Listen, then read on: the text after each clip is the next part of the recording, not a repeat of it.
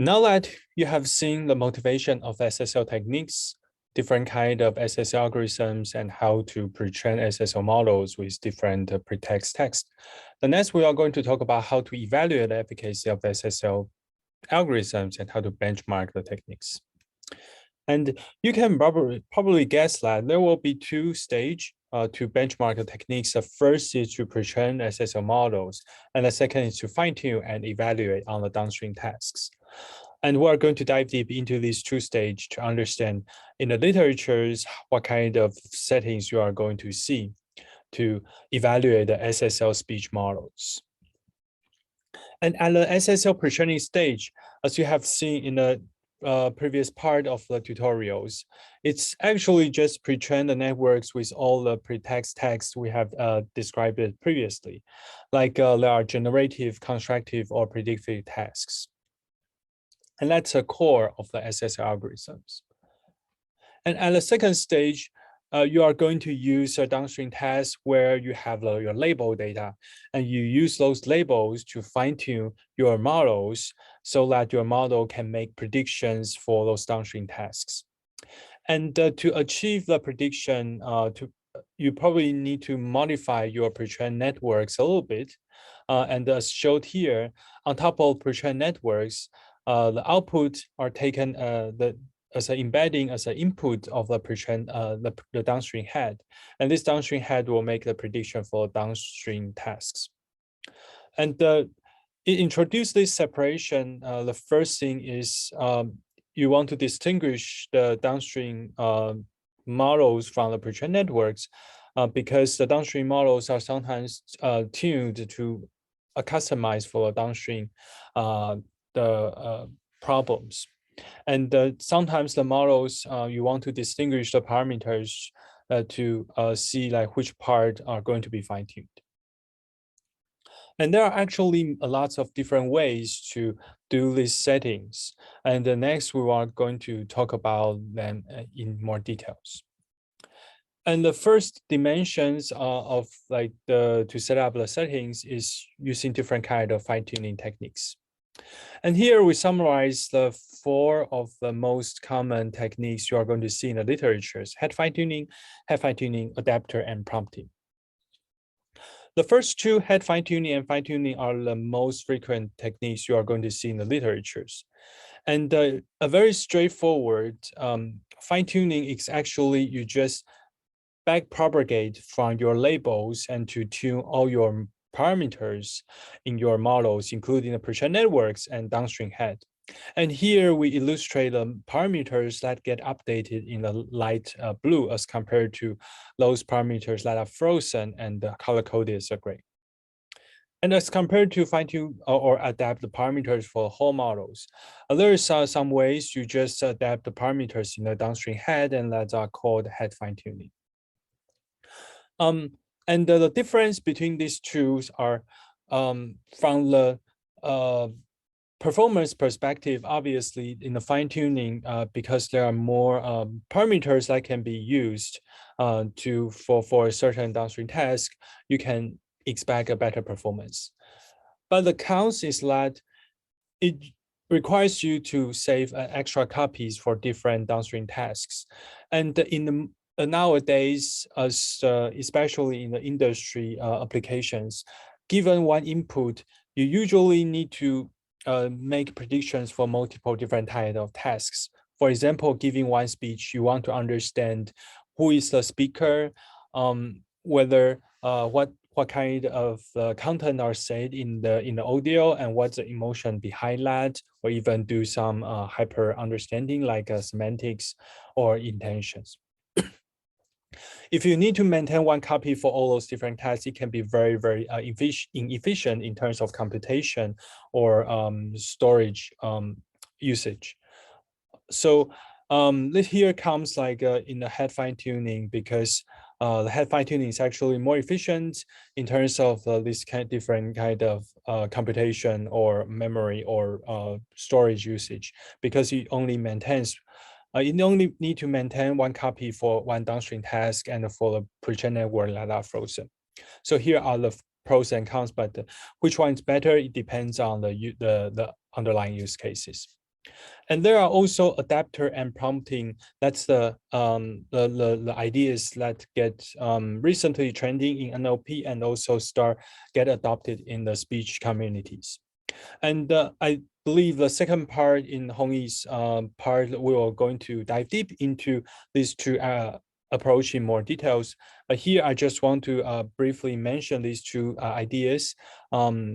These two are the concept is adding a very thin layers in either in the pre-trained networks or even manipulating the input of a pre-trained networks so that the pre-trained networks can be better reconfigured to yield better performance for the downstream tasks. And besides the difference in the choosing different fine-tuning techniques, there are also lots of diversities in the downstream tests people are selected to benchmark or evaluate their SSL techniques. And this downstream test actually covers a very wide range of speech processing tasks from ASR to like speaker-related tests to identify speakers or to understand the emotions or even do like a spoken translation or text-to-speech synthesis. It basically covers all those speech processing tests people care about nowadays. Another diversity is the scenarios. Of course, you can use the official like training and the test split to evaluate your SSO models. That's sometimes called fault training. Beyond that, people start exploring data efficiency by downsampling their training set and explore in the few-shot learning scenarios. Multilinguality and transfer learning are also two aspects people start exploring and to understand how well their SSO models are performing nowadays. So you can see there are lots of diversities in the experiment or benchmarking setups. And the next, we are going to provide more diversities. Here are the data sets people are using to evaluate their models.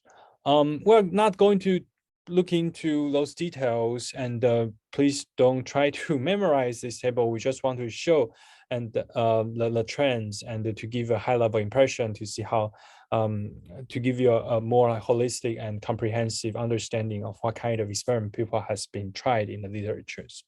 And we're going to share these slides after these tutorials to provide you more pointers to understand the recent works. But long story short, these tables we show, you can see it pretty much covers a lot of different data sets. And if you are familiar with speech processing areas, you can identify lots of very famous data sets like Libre Speech or Wall Street Journal and so on. And it also covers a very wide range of languages from English, Chinese, or multilinguality, and so as different kind of tasks.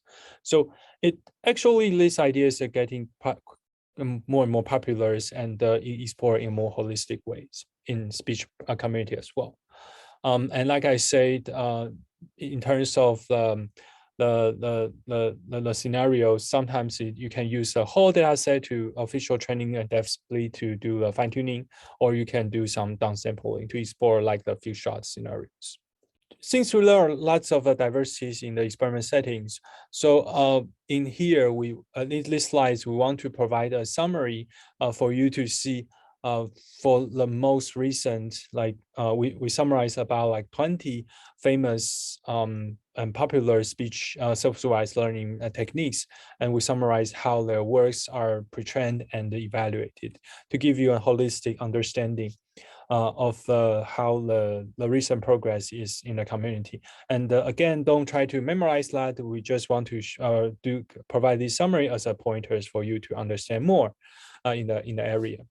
And as you can see in this table, the first column is a different type of works for different SSL techniques. And the second column is the different kind of corpora people are using to pre-train their models. And the following columns are the downstream evaluation testing environment, like the training and the test set they are using, the test they are working on. And the high level information we can get from this table is that actually the ASR and the speaker identification are the most popular tests people cares about. It's pretty aligned with the current like speech community as well. But you can also see the diversity of and the wide coverage of the different type of tests people are exploring and try to understand the SSL technique, benefit of SSL techniques in a very holistic way. And there are more diversity like different kind of corpora, different size of pre-training label data. As we encourage people who are interested to look into these tables for more details. And the next is more techniques from the community. And we know this is a very high level like summaries. So we want to provide a further look at the performance to see how SSL can yield benefit in terms of performance. And we take automatic speech recognition ASR as an example and show the performance trend in this figure. Although this can look a little bit complicated, but basically in these figures, we try to provide information how the word error rate evolves across different SSL techniques with different number of parameters. And these word error rate are evaluated on Libre speech data test clean data sets, which is a very popular ASR data set used in the community. And in addition to different type of SSL techniques, we also provide FBank, which is a popular speech representations that use in the communities to serve as the baselines. Another thing I want to mention is for different colors, it actually refers to different size of the fine-tuning labels we're using. Like the red and the black, that's the whole Libre speech data sets, which contains 960 hours label data, and we use them for the fine-tuning. And the green and the gray corresponding to only 10% of the training data, and so on for different other colors. From these figures, we can see, one thing we can see is SSL actually achieved the SOTA with the conformer XXL and noisy student techniques. And as you gradually decrease the number of training data, you can see in the benchmarks, the performance actually degrade very fast. But when you are using different kind of SSL techniques, actually you can still yield a very robust performance, even you only have, for example, only 10 minutes of your training data, which is about like 5,000 less as compared to the full training data set. And this is actually a very amazing performance to see you can yield a single digit word error rate with such a very small like label data. And it shows how the SSL techniques can improve the labeled data efficiency and reduce requirement for labeling works. And another thing I want to mention is in these figures, we also compare with some semi-supervised learning techniques like the noisy student and IPL, which is showed here. And you can see SSL techniques also yields better performance. And beyond ASR, this page we also want to show like what are the other tasks and corpora that SSL yields SOTA. So here you can see like in the intent classification, speaker identification, speaker verification, and create by examples. Actually, SSL techniques also improves on top of the previous non-SSL SOTA and to push the performance boundary further. So this page indicates SSL can not only improve ASR, but the benefit brought in by SSL in speech community is actually pretty holistic and generalizable. And we expect more results will coming out as the areas getting more and more popular in the community. However, one thing you probably can notice is there are actually tons of different ways to do the experiment settings. So you can see there's to make the results more comparable, it needs some consolidation or more consistency in the benchmarking like we did in NLP areas where we have glue benchmarks.